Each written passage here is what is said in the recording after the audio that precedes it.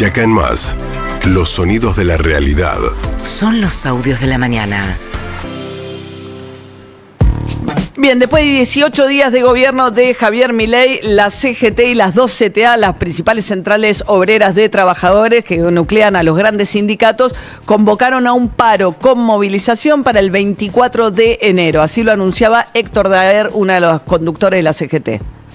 Y el día 24 vamos a hacer un paro con movilización al Congreso para apoyar a aquellos diputados y senadores, diputadas y senadoras, que nos planteen que esto no puede pasar en una Argentina. Porque si le dan la suma del poder público a un presidente más allá de los votos que haya sacado por 2 años y lo puede renovar por otros 2 años, vamos a estar ante una circunstancia de que un presidente va a tener todo su mandato con la suma del poder público.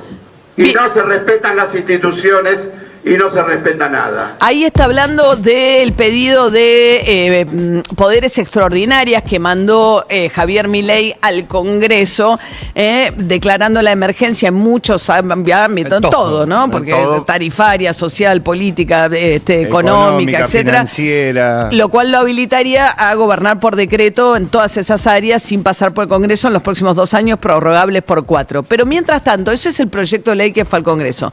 Mientras tanto, rige a partir de hoy el megadecreto, que fue la primera medida que dio a conocer Javier Milei, que tiene algunas cuestiones que hacen al derecho a huelga, eliminar las multas, facilitar despidos, etcétera. Sobre el DNU dijo Daer. Lo que hay que hacer es voltear el DNU. El instrumento lo iremos generando y lo iremos haciendo. Pero lo que hay que hacer es voltear el DNU. En la política, en la justicia y en la calle. Bien, y el que salió a defender el decreto de Javier Milei fue Mauricio Macri. Ayer en La Nación Más, donde más, dijo que su gobierno fue el prólogo del cambio y que fue lo que precedió a estas medidas que está tomando Javier Milei. El prólogo del cambio fue nuestro gobierno. Ahora viene el cambio definitivo. Nosotros tuvimos un DNU equivalente de cientos de desregulaciones. Y vinieron y nos dijeron que era un error, que el DNU no había que hacerlo así, que lo dividiésemos en 3 leyes, ¿te acordás? Sí. Y que lo mandásemos al Congreso, que lo iban a aprobar. Lo aprobaron raquíticos, pobrecitos, cada proyecto de ley le sacaron lo más sustancial. Y el segundo, que iba con el doble de regulaciones, muchas coincidentes con el DNU que presentó el gobierno de Javier Milei, ni siquiera lo trataron. Entonces no se puede ser cínico de creer que un DNU lo vamos a poder transformar en leyes a la velocidad que la Argentina en crisis necesita.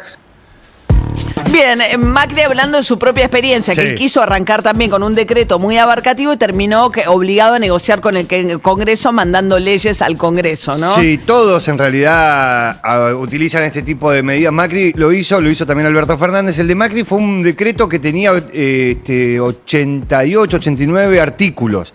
Y después se transforma en la ley de reparación histórica, se llamó la ley de reparación histórica, la que tenía que ver con los jubilados. Este tiene 664 artículos. No me parece que hay que llamar cínico a alguien que le dice, che, para un poco con esto porque no se puede. Sumado al decreto de necesidad y urgencia, claro, que vuela 300 leyes. Es mucho más ambicioso, sí, que el intento de Macri de aquel momento. Y Macri que insiste con la figura de los orcos, que es decir que aquellos que se oponen es porque son figuras monstruosas sin cerebro. Tengamos un 24 que va a ser duro, pero sabiendo que si consolidamos una senda de libertad, de integración al mundo, tenemos futuro. Es mentira que tenemos que depender de los orcos para tener futuro. Los orcos nos han dañado, solamente nos han hecho mucho daño, hemos perdido muchos años, muchas oportunidades, porque la Argentina está llena de oportunidades, no solo de talento, sino de recursos, ya lo sabemos, y por no tener un sistema de respeto, de reglas, hemos terminado donde terminamos. Y es la hora de salir.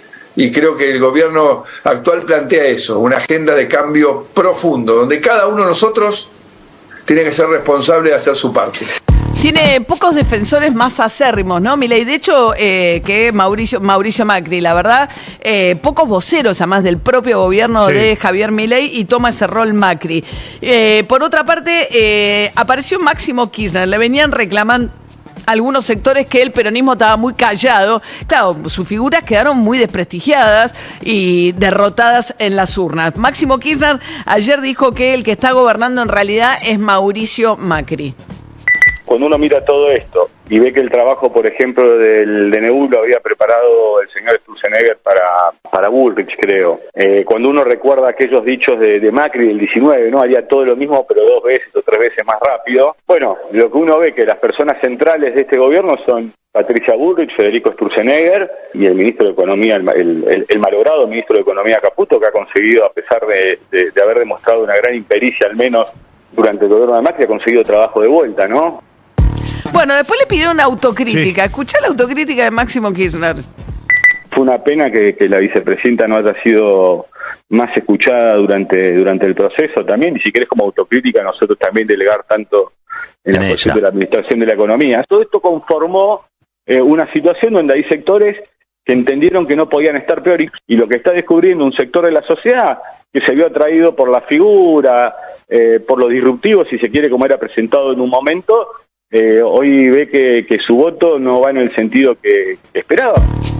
Bueno, el error fue haber delegado la economía, o sea, la vicepresidenta, si ellos propusieron a Alberto Fernández como presidente del Poder Ejecutivo, digo, la idea de que delegamos, o sea, en Martín Guzmán, o sea, la idea de que se tendrían que haber tomado la economía también, o sea, que Alberto Fernández, la idea era que fuese Fíjate que también en otro momento él dice, bueno, por ahí tendría que haberlo, cuando me puse al acuerdo con el fondo lo tendría que haber dicho mucho más fuerte. O sea, la autocrítica que hace solamente tiene que ver con que no lograron ellos manejar la economía como a ellos les hubiese gustado. Y que no fueron lo suficientemente escuchados, ¿no? Mientras tanto, Sergio Massa dice que está escribiendo un libro y que lo va a presentar en marzo y que va a reaparecer en marzo.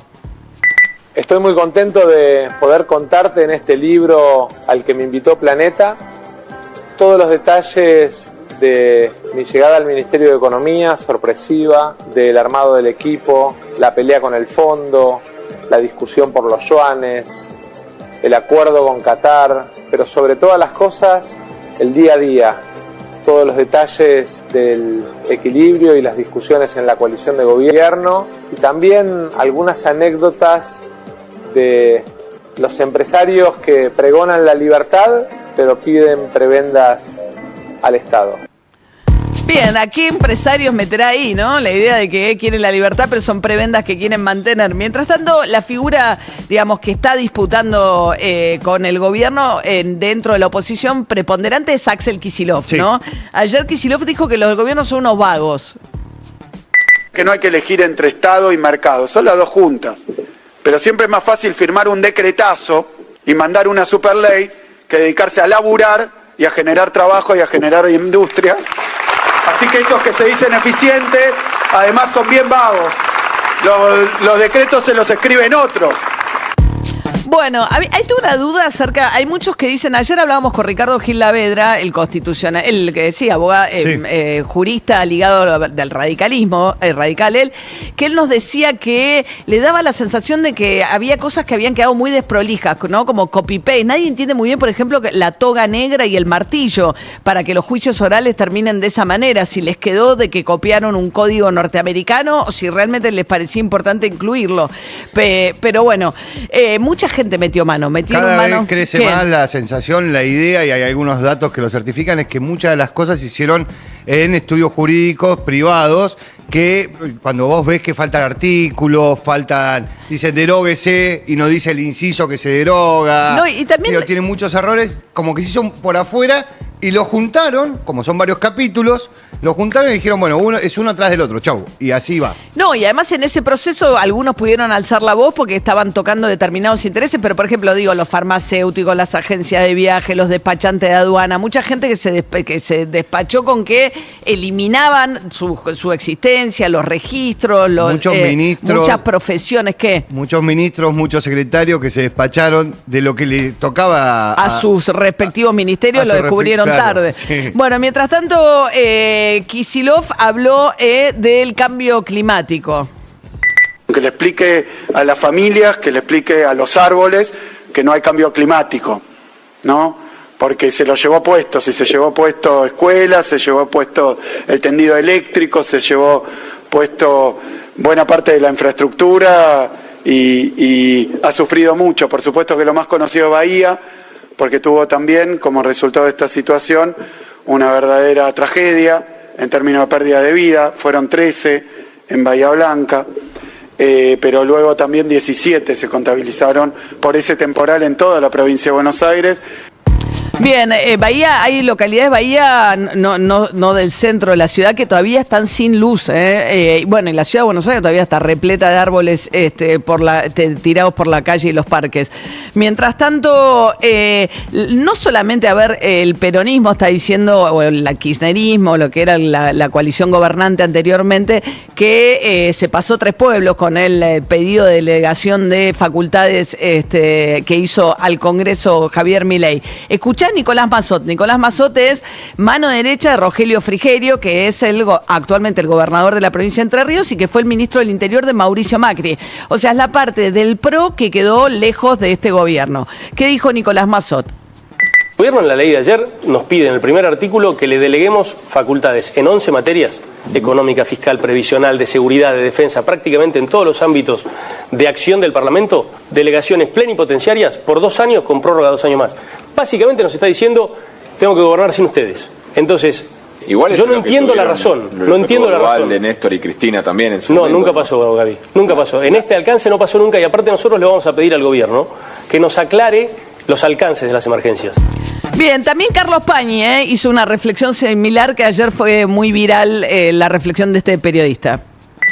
Una vez que haces una cosa, le permitís a un funcionario modificar 600 leyes por decreto, creaste un antecedente que un día te puede jugar en contra. Digamos, ¿qué hubiéramos pensado nosotros si Cristina Kirchner modifica 600 leyes por decreto? Estaría incendiado el país.